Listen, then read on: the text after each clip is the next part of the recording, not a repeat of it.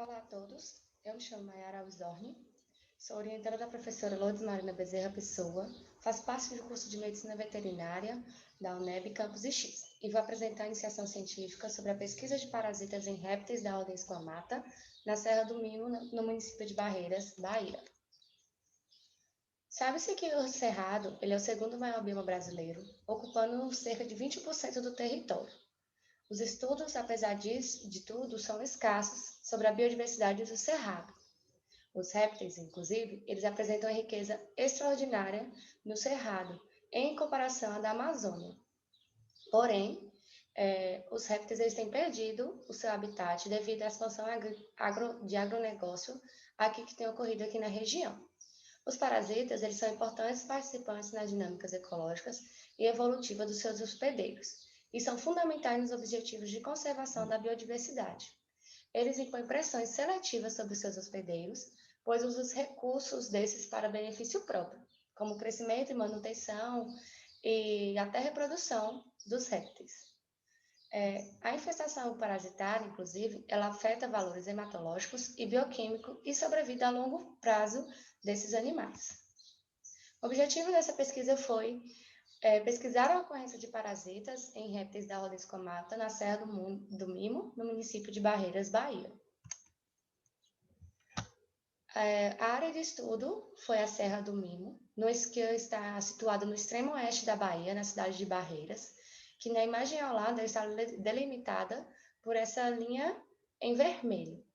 Ela, infelizmente, sofre com ação extrema antrópica, havendo muitas queimadas na região e até mesmo a mata está secundária. A coleta dos dados ocorreu de dezembro de 2019 a março de 2020, fazendo assim 426 horas amostrais. Os animais eles foram capturados por dois tipos de captura: a procura visual limitada por tempo, que é a captura ativa, e a armadilha de intercepção e queda, chamada de pitfall. Mais à frente eu irei explicar como é que ele é feito. Nós fizemos exame clínico, biometria, coleta de sangue para esfregaço sanguíneo e coleta de ectoparasitas em todos os animais capturados. Os esfregaços sanguíneos eles eram feitos na hora e a via de acesso principal foi a veia caudal. E as lâminas elas foram coradas utilizando o corante de Romanow-Ascari. Os ectoparasitas eles foram coletados e armazenados em frascos com álcool 70%. Sempre a gente jamais pegou 100% desses ectoparasitas, a gente sempre deixava uma porcentagem deles nos animais. E o sangue que era coletado nunca ultrapassava 0,1 milímetro, e ainda dependia do animal, pois eles eram coletados apenas para fazer o esfregaço. Aqui nós temos um exemplo esquemático do pitfall. Ele é feito utilizando 4 baldes colocados em formato de Y, e eles são delimitados de um balde para outro com algo que sirva como guia para os animais. Aqui nós temos duas imagens nós colocamos os baldes, nós colocando os baldes para ser feitas as armadilhas. E aqui nós temos duas armadilhas já prontas e em uso.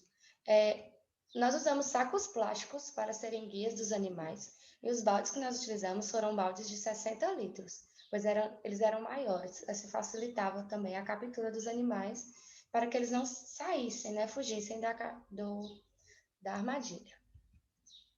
Aqui nós temos um exemplo de Gymnodactylus gecoides, que caiu na nossa armadilha, e a foto ao lado nós temos a soltura desse animal, lembrando que a gente sempre soltava ele próximo ao local que ele era capturado. Na imagem 9, a gente temos a coleta de sangue periférico pela veia caudal de um exemplar, e na imagem 10, o exame biométrico sendo feito utilizando uma fita métrica. As lâminas dos ectoparasitas eles foram analisados no Laboratório de Parasitologia da Universidade do Estado da Bahia, Campus X, e a análise estatística foi feita no Microsoft Excel 2010, fazendo planilhas de cada animal, com sua biometria, seu peso, com onde foi encontrado e afins. O cálculo de prevalência dos animais infectados que nós utilizamos foi prevalência igual ao número de amostras positivas sobre o número total de animais na população vezes 100. E nós tivemos também a licença de captura, coleta e transporte do IBAMA, além do número do CISBio e do parecer seu. Nós capturamos 17 lagartos de 6 espécies diferentes e distribuídos em 4 famílias, sendo que 3 deles foram capturados por procura visual limitada por tempo, a captura ativa, e 14 por armadilha de intercepção e queda, o pitfall. Aqui nós temos uma tabela mostrando todas as espécies e famílias capturadas durante o estudo, com a média e desvio padrão da biometria. E nós analisamos o comprimento rostro-clocal e o comprimento caudal desses animais, além do peso. As famílias que encontramos foi a Philodactylidae, Theidia, Geconidia e Tropiridae. A Theidia foi a que mais houve ocorrência, que foi a da Ameiva lulicefera, com 6 indivíduos. Aqui nós temos a imagem de exemplares que nós capturamos da família Philodactylidae. Na imagem 11, nós temos um exemplar de Gymnodactylus gecoides. Na 12, um exemplar de Gymnodactylus amarali. E na 13, um exemplar de Philopétis policarpus.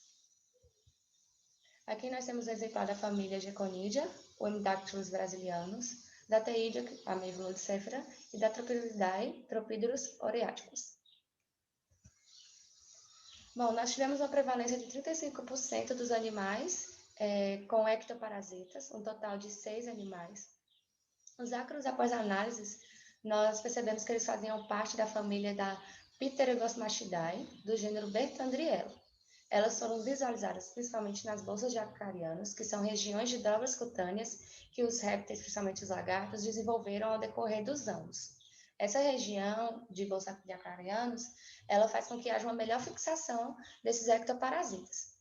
E a região mais encontrada foi na região axilar, porém nós também encontramos na região ocular, na região caudal e nas patas traseiras. E as 2 espécies que apresentaram foram as espécies Gymnodactylus amarali e Gymnodactylus gecoides, sendo 3 animais parasitados por esses ectoparasitas de cada espécie. Esses ectoparasitas, através dos estudos que fizemos, percebemos que eles são endêmicos nas Américas, possuindo também uma alta especificidade de hospedeiro, como a gente pode perceber, né? Que eles apenas parasitaram a espécie de Gymnodactylus. Aqui nós temos 2 imagens, na figura 17, a seta vermelha mostrando os ectoparasitas. Cada ponto vermelho desse é um ectoparasita, é um ácaro, e o ácaro na visão microscópica. Os esfregaços sanguíneos, eles mostraram 60% de infecção por morfotipos de hemoparasitas e eles foram distribuídos em 4 famílias: a Hemogreganidae, a Hemomydidae, Plasmodia e Trypanosomatidae, sendo que a que mais houve ocorrência foi nos hospedeiros, foi na Philodactylidae e na Theidia, com 6 de cada indivíduo. E a que mais houve infecção com animais infectados foi a Theidia. Morfotipos da família Haemomydidae, que a Saroplasma sp faz parte, foram de maior prevalência, 88,88%, mas para a identificação das espécies em si desses hemoparasitas, seria necessário uma realização de técnicas moleculares, porém, a gente não tinha toda a aparelhagem necessária para fazer essas técnicas. Mas a gente sugeriu que a espécie Sauroplasma estava parasitando os animais.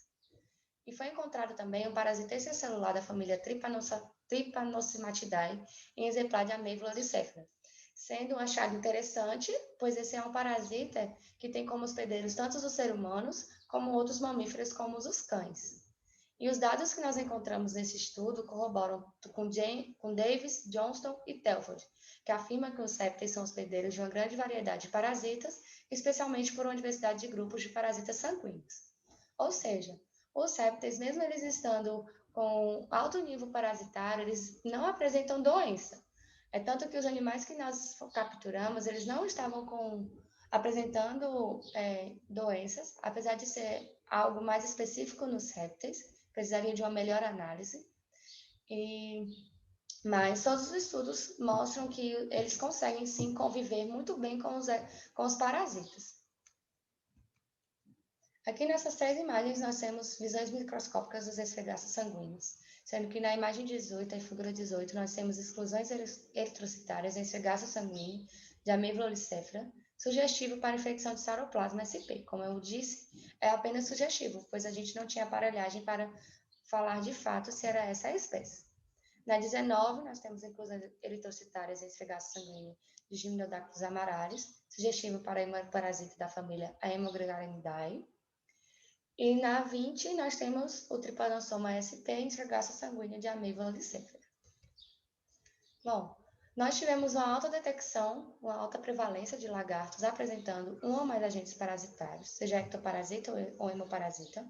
Na verdade, todas as nossas capturas estavam, sim, parasitados.